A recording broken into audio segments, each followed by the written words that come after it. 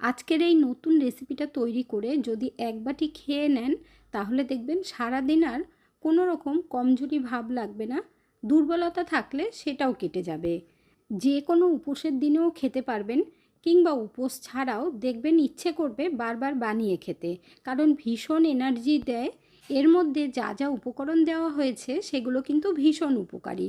আর এই নবরাত্রিতে আপনারা তৈরি করে খেতে পারবেন, ভীষণ টেস্টি এবং হেলদি। নমস্কার বন্ধুরা, মিঠুস ওভেনে আপনাদের সবাইকে স্বাগত জানাই। আজ আমি আরও একটি নতুন ভিডিও নিয়ে চলে এসেছি আপনাদের সামনে। যেহেতু আজকের এই রেসিপিটা উপোসের জন্য স্পেশালি তৈরি করছি হেলদিভাবে, তাই আমরা ঘি দিয়ে তৈরি করব। হাফ চামচ পরিমাণে ঘি দিয়েছি, আর ঘি গরম হওয়ার পর দিয়ে দিচ্ছি মাখানা। এখানে 1 কাপ পরিমাণে মাখানা আছে। এখন আমরা খুব ভালোভাবে ভেজে নেব। এই মাখানাগুলো ভাজার পর খুব সুন্দর ক্রিস্পি হয়ে যায় আর খেতে ভীষণ ভালো লাগে। মাখানাগুলো ভাজার সময় কিন্তু খুব বেশি ঘি দেবেন না, তাহলে মাখানাতে পুরো টেনে নেবে। 1 মিনিট ধরে মাখানাগুলো ভাজার পর দিয়ে দিচ্ছি 7 থেকে 8টা কাজু টুকরো করে নিয়েছি। এখন এই মাখানার সাথে কাজুগুলোকে ভালোভাবে ভেজে নিতে হবে। বন্ধুরা, আজকের এই রেসিপিটা যদি আপনাদের ভালো লেগে থাকে তাহলে আমার চ্যানেলটিকে অবশ্যই সাবস্ক্রাইব করবেন, পাশে থাকা বেল আইকনটি দাবিয়ে দেবেন, সবার সাথে শেয়ার করবেন, একটা লাইক করতে ভুলবেন না কিন্তু। মাখানা আর কাজু খুব ভালোভাবে ভাজা হয়ে গেছে, এখন তুলে নিতে হবে। এরপর আমরা ঘি দিয়ে দেব হাফ চামচের থেকেও কম। ঘি গরম হওয়ার পর দিয়ে দিতে হবে কাঁচা বাদাম। কাঁচা বাদাম 1 কাপ পরিমাণে নিয়েছি, একটু বেশি করে দেবেন, তাহলে খেতে খুব ভালো লাগবে। আমার তো ভীষণ ভালো লাগে, তাই আমি একটু বেশি করেই দিচ্ছি। এখন একটু লাল লাল করে ভেজে নিতে হবে। এখানে আপনারা দেখতেই পাচ্ছেন বাদামগুলো খুব ভালোভাবে ভাজা হয়ে গেছে। এখন আমরা তুলে নেব, এর থেকে বেশি আর লাল করার দরকার নেই। আর দেখুন কত সুন্দর কালার হয়েছে বাদামগুলোর। মাখানাটাও ভীষণ ক্রিস্পি হয়েছে। এর মধ্যে এখন দিয়ে দেব 1 চামচ পরিমাণে ঘি। ঘি দিয়ে খুব ভালোভাবে গরম করে নিতে হবে। তারপর নিয়ে নিয়েছি মিডিয়াম সাইজের একটা আলু। আলুটা কেটে ভালোভাবে ধুয়ে নিয়েছি আর ছোট ছোট টুকরো করে দিয়েছি। এখন এই আলুগুলো ঘিয়ের মধ্যে দিয়ে ভাজতে হবে। এই আলুগুলো কিন্তু আমরা খুব বেশি লাল করব না, হালকা করে ভাজবো, তাহলেই ভালো লাগবে। আর রেসিপিটা বন্ধুরা ভীষণ হেলদি হতে চলেছে, আপনারা দেখলেই বুঝতে পারবেন, আর ততটাই টেস্টি। একবার বানিয়ে খেলে দেখবেন বারবার বানাতে ইচ্ছে করবে। আলুগুলো একটু তাড়াতাড়ি নরম হওয়ার জন্য দিয়ে দিচ্ছি অল্প করে নুন, আর এখানে আমি সন্দুক লবণ ব্যবহার করেছি। এখন আমরা আলুগুলো ভেজে নেব। উপোসের দিনের জন্য যেহেতু রেসিপিটা তৈরি করে দেখাচ্ছি, তাই এর মধ্যে বিট লবণ দিয়েছি। এখন আমরা ঢেকে দেব 2 মিনিটের জন্য, তাহলে আলুটা কিন্তু একটু সিদ্ধ হয়ে যাবে। 2 মিনিট পর ঢাকনা তুলে নিচ্ছি, আর আলুটাকে একটু নাড়াচাড়া করে দিতে হবে। আলুর কিন্তু আমরা কালার চেঞ্জ করব না, হালকা করে শুধু ভাজবো। এখন আলুগুলোকে একটু সাইড করে দিতে হবে। এর মধ্যে দিয়ে দেব গোটা জিরে। আগে থেকেই জিরে দেবেন না, লাল হয়ে যাবে, ভালো লাগবে না। এই রেসিপিটার জন্য জিরেটা কিন্তু পরে দিলে বেশি ভালো লাগবে। আর একটা কাঁচা লঙ্কা দিয়ে দিলাম। এখন এই জিরে কাঁচা লঙ্কাটা এভাবেই আমরা ভেজে নেব। জিরে আর লঙ্কার সাথে আপনারা চাইলে কিন্তু কারি পাতা দিতে পারেন। আমার ঘরে কারি পাতা অত একটা পছন্দ করে না, তাই আমি দিইনি। এখন এর সাথে আলুগুলো আবার ভেজে নেব। এখন এর মধ্যে দিয়ে দেব বড় দানার সাবু। এখানে হাফ কাপ পরিমাণে সাবু 8 ঘন্টা ভিজিয়ে রেখেছিলাম। সাবুটা দেখুন বেশ নরম হয়ে গেছে, আর জলটা খুব ভালোভাবে ঝরিয়ে নিতে হবে। জলটা ঝরিয়ে 10 মিনিট রেখে দিয়েছিলাম, তাতে করে দেখুন সাবুগুলো কিন্তু একদম ঝরঝরে হয়েছে। এখন এই সাবুগুলো আমরা আলুর মধ্যে দিয়ে দেব। আলুর সাথে সাবুগুলোকে খুব ভালোভাবে ভেজে নিতে হবে।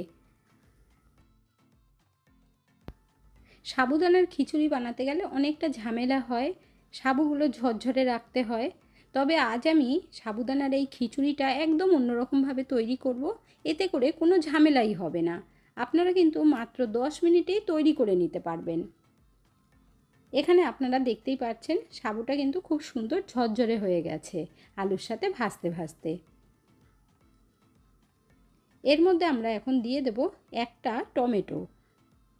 এখানে আমি একটা ছোট সাইজের টমেটো নিয়েছি আর বড় বড় টুকরো করে কেটে দিয়েছি। টমেটো দিয়ে আলু আর সাবুর সাথে ভাজতে হবে। রেসিপিটা তৈরি করা ভীষণ ইজি, টাইম কম লাগে, ততটাই হেলদি। টমেটো দিয়েও কিন্তু খুব ভালোভাবে ভেজে নিয়েছি, 1 মিনিট মতো, খুব বেশি টাইম লাগবে না। এর মধ্যে এখন দিয়ে দেব গোলমরিচের গুঁড়ো, 1/2 চামচ পরিমাণে দিয়ে দিলাম। গোলমরিচের গুঁড়োটা দিলে টেস্টটা খুব ভালো আসে। আর কাঁচা লঙ্কা এখানে আমি একটা দিয়েছি, চাইলে আপনারা আরেকটা দিতে পারেন, ঝাল যেমন খাবেন সেই আন্দাজে দেবেন। উপোসের পরে একটু ঝাল ঝাল হলে খেতে ভালো লাগে, আর সেই কারণেই গোলমরিচের গুঁড়ো দিয়েছি। এখন আমরা জল দিয়ে দেব, তাই কাপ মেপে 2.5 কাপ জল দিচ্ছি।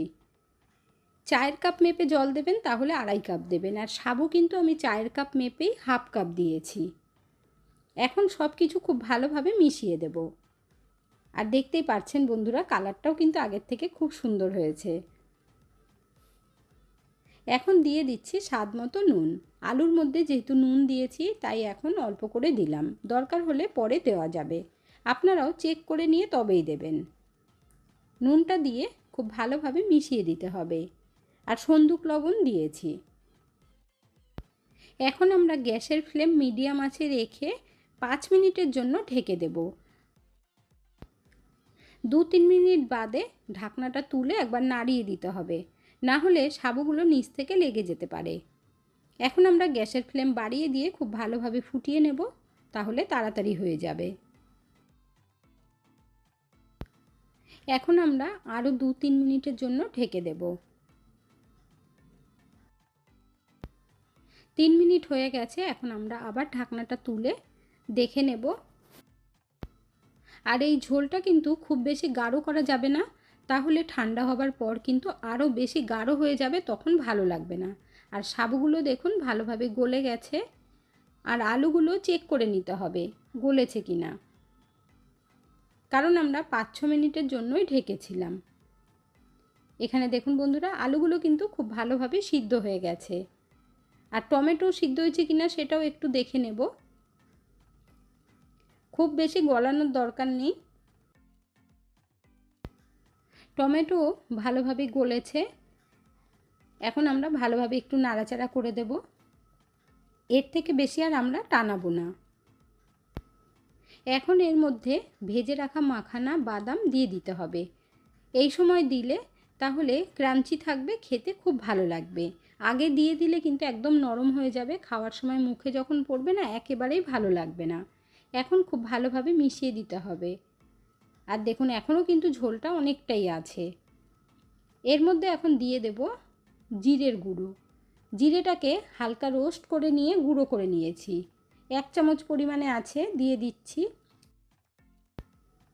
এর মধ্যে একটু ভাজা জিরের গুঁড়ো দিলে সেন্টটাও খুব সুন্দর আসে আর খেতেও ভালো লাগে, কারণ এর মধ্যে আমরা কোনো মশলা ইউজ করিনি, তাই একটু ভাজা জিরের গুঁড়ো ওপর থেকে ছড়িয়ে দিতে হবে। জিরের গুঁড়ো দিয়ে খুব ভালোভাবে মিশিয়ে নিয়েছি। আর দেখুন কনসিস্টেন্সি একদম ঠিক আছে। এর মধ্যে এখন 1/2 চামচ লেবুর রস দিয়ে দিলাম, তাহলে একটু চটপটা হবে, খেতে খুব ভালো লাগবে। সাবুর এই খিচুড়িটা আপনারা বানিয়ে নেবেন, দেখবেন সকলের ভীষণ ভালো লাগবে। একটু লেবুর রস দেওয়া হয়েছে, এতে করে চটপটা ভাব আসবে আর দারুণ লাগবে খেতে। এখানে দেখুন একদম পারফেক্টভাবে আমাদের সাবুর খিচুড়ি তৈরি হয়ে গেছে। এখন আমরা নাবিয়ে নিয়ে গরম গরম সার্ভ করে নেব। এইভাবে সাবুর খিচুড়ি তৈরি করে এক বাটি খেয়ে নেবেন, কমজোরি ভাবটাও কেটে যাবে, দুর্বলতাও থাকবে না, আর সারাদিন প্রচুর পরিমাণে এনার্জি পাবেন। বন্ধুরা, এই ধরনের নতুন নতুন রান্নার ভিডিও পেতে হলে আমার চ্যানেলটিকে অবশ্যই সাবস্ক্রাইব করে রাখবেন আর পাশের বেল আইকনটিকে দাবিয়ে দেবেন, তাহলে সবার আগে নোটিফিকেশান আপনার মোবাইলে পৌঁছে যাবে।